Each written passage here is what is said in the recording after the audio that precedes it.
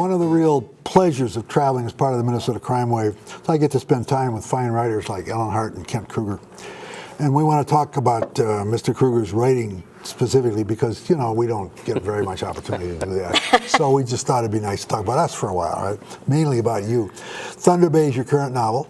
Yes. Where does it fall in the overall sequence of this series of books you're writing? It's the 7th book in the Cork O'Connor series. It's my 8th published novel. Oh, that's right. You did a so-called standalone. What we call a standalone thriller.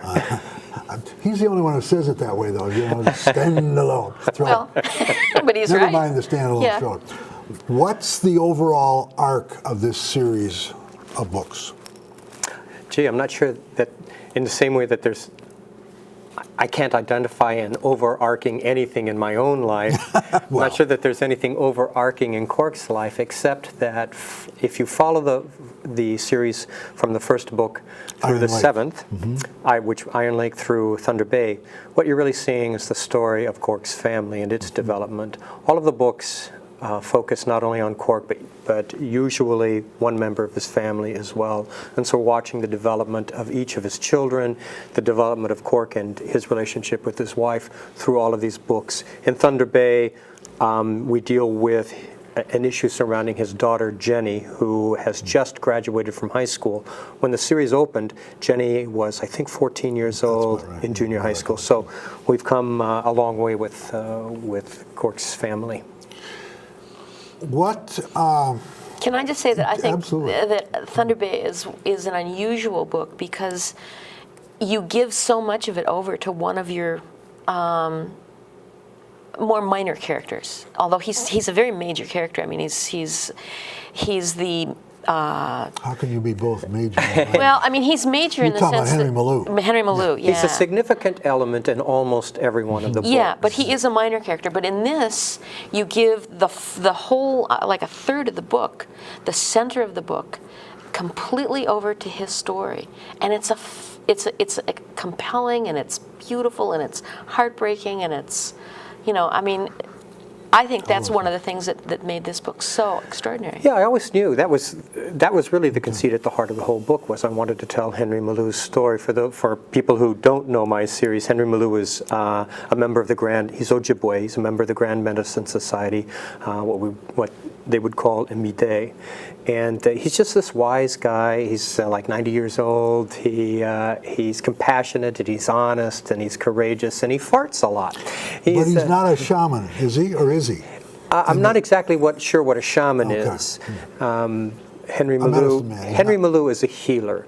He's a healer of the body. The Grand Medicine Society is focused on the healing the whole self, mind and body and spirit, and that's what Malou does. And I always knew that there was a terrific story, really great story, to how Malou became this really integral part of Cork's life and so many of the lives in my books. Did you think his story up for this book? Did you know it before? You didn't know it? No. When I knew at some point I was going to deal more significantly with Malou, and I was really eager to discover what his story was. And I loved the story that came to me. You writers, you know how you think, okay, I don't know exactly what's going to happen, but when the time is right, it will come to me. Yes. It came to me, yeah. Okay. One of the things that I noticed, and because of course I read all your books, you should describe briefly O'Connor and his situation. Cork O'Connor is part Irish and part Ojibwe. He's the former sheriff of the fictional Tamarack County, Minnesota. In Thunder Bay, he has just got his PI license. He's left law enforcement for good, I think. He's kind of in and out of uniform a lot. And so this is essentially his first case as PI. Henry Malou believes that he's dying. Everyone believes Malou is dying, and Malou asks Cork to look for his long-lost son, whom he's never seen. He's 90 years old. His son would be about 70 years old. He knows absolutely nothing about the boy, except that he was born in Canada around this date, and this was his mother's name. And using those brief, very, very small snippets of information, Cork locates his son, who doesn't want to see his father. One of the things that I like about Cork as a character that draws me to him as a character is his goodness. And I know that maybe some people sometimes see that as earnestness or as something uncool.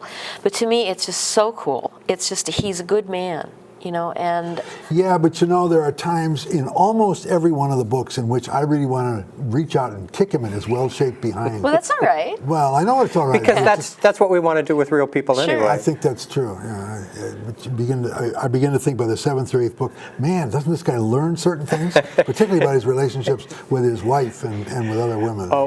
But how many of us have been involved in lifelong relationships and we're always in that same place, butting heads? I've been struggling with how to phrase this question, and I haven't really figured it out yet. But each of the books revolves not only around a central character within Cork's family, although maybe his extended family, but it also revolves around certain themes which are a little bit different. And I think it would be useful for people who are not familiar with the series to give us like a capsule of what is Iron Lake about. Iron Lake, okay. That's a great question. Iron Lake is about relationship. If you look at that book, it's the relationship Cork has with his family, with his wife, and with the woman who's his lover. Mm-hmm. Boundary Waters was an exploration of suspense, purely and simply. Purgatory Ridge, I wanted to meld those two, the relationship and the suspense, to see if that could be done in an effective way. Blood Hollow was the story of the spiritual quest, which was an odd thing to tackle in a mystery story. Mercy Falls is about family, function and dysfunction.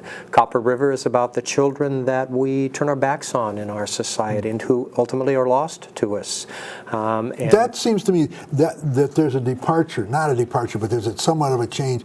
That's the first book in which a larger theme than just focus on it's an issue book. It's an issue. Copper River is an issue book. And so is Thunder Bay. Thunder Bay is less an issue than it is simply an exploration of the sacrifices that we make in the name of love. Okay. And the new one. And the new one, Red Knife, is another issue book. It's about violence and how as a culture and how most cultures pass violence as a cultural norm from one generation to the next without even being aware of it. At least that was my point. Well, I don't know if it's true or not. That's how I see it. I think you made the point. And I think that the fact that the series has won 3 Minnesota Book Awards and 4 Minnesota Book Awards, and how They're many going Anthonys? to retire your jersey now. Yeah, and how many Anthonys? 3 Anthonys. 3 Anthonys. And he's up for another one this year. And I have the great good privilege of having read the next one in the series, which I want to tell you is a dynamite book. Thank you. But you know what? That's it for this program. Let me take just a minute to remind you that there is a lot more information on our website, and that website address is www.minnesotacrimewave.org. You'll find links to previous programs. You can subscribe to our occasional newsletter. I think we're going to have another one this year. Thanks. I want to say thanks to everybody here at the studio who's helped us produce this program, and to those of you who have contacted us. And please remember, if you have comments, questions, or suggestions, we'd really like to hear from you. You can email us at minnesotacrimewave@yahoo.com. So we'll see you next time, and as always, read more mysteries.